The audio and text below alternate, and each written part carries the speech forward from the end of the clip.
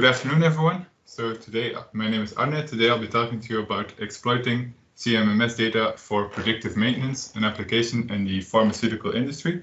So right now I work in the pharmaceutical industry, but I will keep things quite high level, and a lot of the things I say will also be highly relevant for other kinds of industries, such as the wastewater treatment, for example. So let's start at the beginning. What is CMMS data? Well, if you consider a factory, let's say a pharmaceutical company, for example, they produce vaccines or medicines or something else. It could also be a wastewater treatment plant. And something breaks down in that factory, then we have engineers, and those engineers will search for the problem. And if they found a problem, then they will write down, this is what went wrong, and this is what we did to fix this. And these things are called failure notifications, and they're all collected in a big database, which is called a CMMS, so Computerized Maintenance Management System.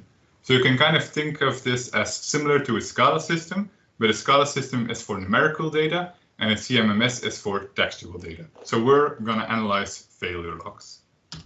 So why would we do that? Well, there's three big reasons. Number one, if we know what can go wrong, then we could potentially prevent it from happening again. And if we do that, of course, our productivity will go up.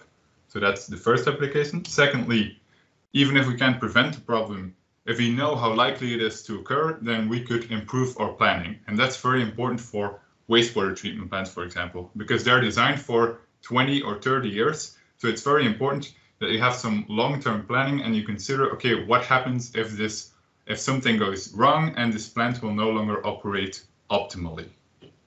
And thirdly, we want to use that information to inform our engineers, because if they know which problems are likely to occur, then they can become faster at recognizing them and diagnosing them and fixing them. So that obviously helps if we have a feedback loop there. Okay, so let's see, what does these notifications look like? So you see, this is a big wall of text, but let's quickly go over the important elements. First, at the top, you have, this is metadata. So here you see, this is a date, this is a time, this is a unique identifying number. This is a functional location, so this is plant 2, building 91, filter 17. So every installation has a specific code. Then over here you have a summary, so lighting defect. This is a very short summary of the problem. And then, well, this used to be an engineer's name, but for privacy reasons, I removed it. Secondly, we have the actual notification text. So again, you have some metadata of when was this written and what's the phone number of the person who wrote this.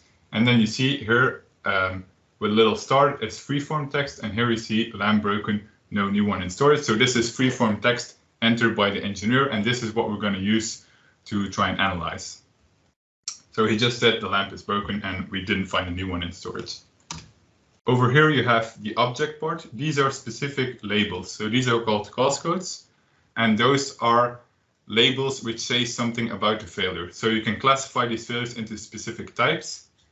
And every notification has three labels, one for the defect type, one for the cause type, and one for the activities. So activities, for example, that's what did we do to fix the problem. And if you know a little bit of Dutch, you might have already guessed what this means. So this is oplossing VV, and that stands for solution replacing. So that means the solution was we replaced the component. The lamp broke and we put in a new lamp. That's a specific type of solution. It could also say, for example, recalibration or something else.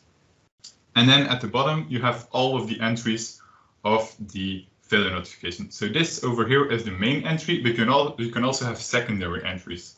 So this, for example, you see the main entry again, and then there's a second entry. You see the next day, 24, the 25th, at 5 o'clock, the next engineer added something and said, I had a spare lamp lying around, I replaced it.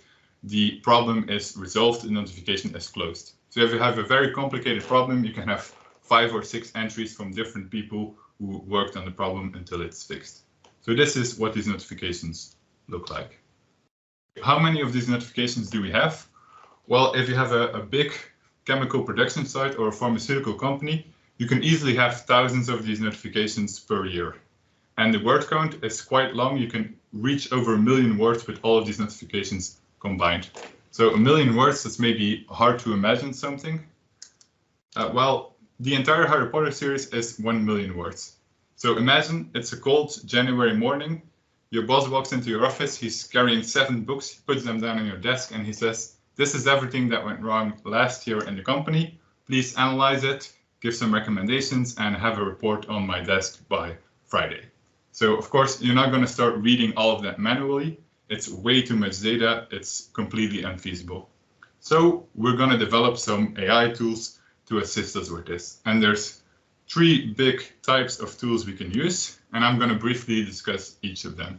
So the first type is the supervised tools. So this is supervised cause code prediction. Secondly, we have clustering tools. Those are unsupervised. And then thirdly, we have what we generally call the human in the loop. And we're going to call this query system. So that's a combination of AI and human interaction. So let's start with the supervised cause code prediction.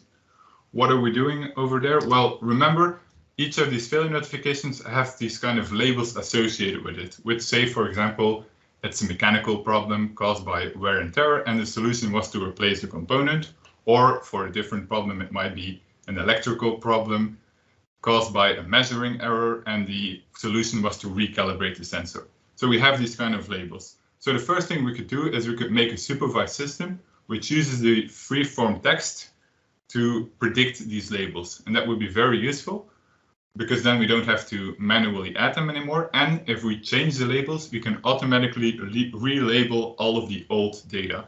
Because every time you change this, the old data becomes useless because you have an entirely new system. So that's the first thing we could do. We could also check them for compliance. So we could make a model that says, okay, this cause code is okay, this one is also okay, but this one might be wrong. I think it should be a different cause code. And then someone can manually check and see whether the system is right or not. So that's a flagging system to flag potential errors. Because if you have thousands of notifications and you have a plant that's running 24/7, there's a chance that an engineer at 3 o'clock in the morning made a mistake. And with this system, we could potentially fix those mistakes. So those are the first 2 things we can do with supervised prediction. Actual prediction and verification. There's one more thing we can do, and that is we can check the cause codes itself for the boundaries.